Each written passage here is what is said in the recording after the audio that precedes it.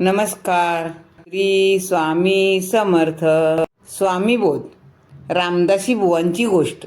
श्री स्वामी महाराज मंगळवेढ्यात असताना ते हमेशा पंढरपूर, बेगमपूर, चळांबे वगैरे नजीकच्या गावी जात येत असत. चळांबे हा गाव पटवर्धनांचा आहे. एके दिवशी श्री समर्थांची स्वारी चळांब्यास रामदासी बुवांच्या मठात गेली. तेथे भोजन करून महाराज 2 प्रहरी निद्रिस्त झाले.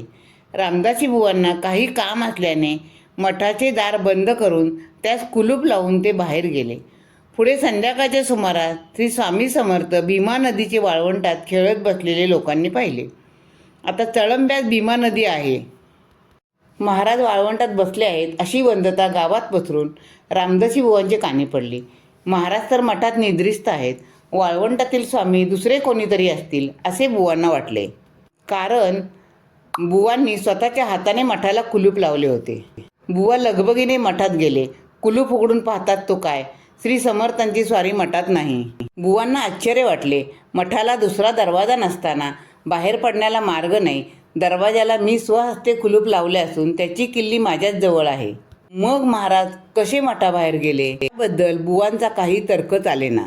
शेवटी महाराजांची अगाध लीला आहे याबद्दल शंकाच नाही. श्री स्वामी समर्थ.